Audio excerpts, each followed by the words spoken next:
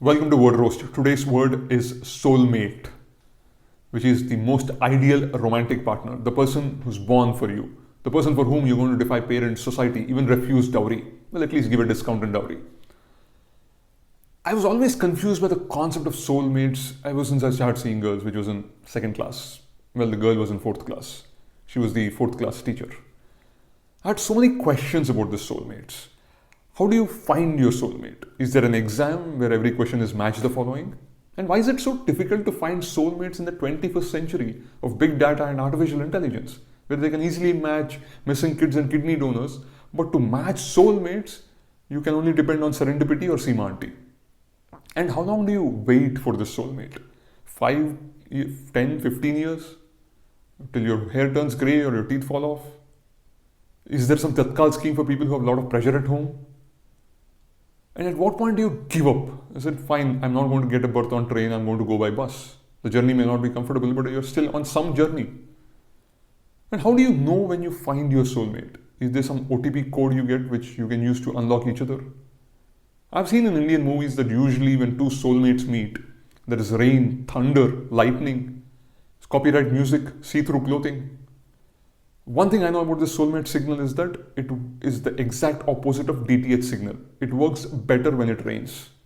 I think this is the reason why Indian moms don't allow kids out in rain, because they're worried you're going to find your own soulmate and Seemand is going to lose her commission. With so many questions, I did some deep research, which means I Googled on Bing using Alexa on an iPhone with a geo connection. And I was shocked to find that the soulmate is not some ancient word. It was coined in the year 1822, like our 1822, not even BC. Not even fully 200 years old. I think I know the names of some of my relatives who were alive at that time. I guess some of them are still alive, unfortunately. This word soulmate was coined by famous English poet Samuel Taylor Coleridge, who was a good friend of William Wordsworth, who was so famous that you need to use the prefix famous English poet before his name. Now, Samuel Taylor Coleridge, in his letter to a young lady, this was a time when there were letters and ladies, advising her on her marriage, told her, and I paraphrase, in order not to be miserable in a marriage, you should have a soulmate. Excellent opinion. It's like saying if to have a comfortable flight journey, you should have a lot of leg room. But how do you get it? How do you find this soulmate? Even Samuel Taylor Coleridge had no clue because he had a terrible marriage. He married out of compulsion, hated his wife, divorced her after 6 years, and usually was always drugged out and wrote most of his letters and poems in drug-induced stupor.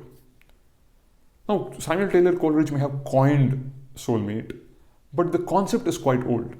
According to Greek legends, in ancient times, humans used to have 2 heads, 4 hands, and 4 legs. They were so strong, powerful, and confident. The gods were worried that at any point they're going to come on top of Mount Olympus and take over. And you have to accept the gods' insecurities. They must have heard that many longitudes away, multi-limbed people were becoming gods. And the gods all had a meeting and they decided we're going to kill all humans. It became a big chaos, and somebody said, wait a minute, we can't just do genocide. It will get too complicated. There will be hashtags and candlelight vigils and medium articles. We can't handle it unless we have a lot of GDP. So then they decided that, okay, fine, we're not going to kill all humans, especially because if humans die, who's going to pray for us? Because other animals don't have any gratitude towards gods. It's only humans who pray for gods. So they decided on a via media plan. We're not going to kill humans, we're going to cut them into 2. British solutions for Greek problems.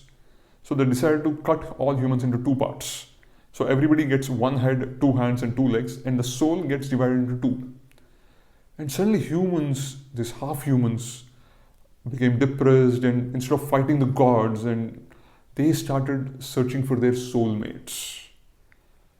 And they were so sad that they started praying to gods even more, hoping they will help them find their soulmates. Now, this entire story was told in Plato's Republic by Aristophanes to his drunk friends. Now, Aristophanes was a comedian, not just any comedian, he was the father of comedy. For all practical purposes, this was probably the first joke ever told. So, between a drunk comedian and a drugged out poet, this entire scam of soulmates was created. And since then, millions of women have been wasting their lives trying to find their soulmate, and millions of men are breaking their heads, unable to figure out how to become this soulmate. I tell you, next time somebody comes and tell you they found their soulmate, laugh at their faces, because it was always intended to be a joke. If you like this video, please share it with your partners. And if that relationship survives, well, congratulations, you found your soulmate. See you next week with another word. My name is Sai Kiran.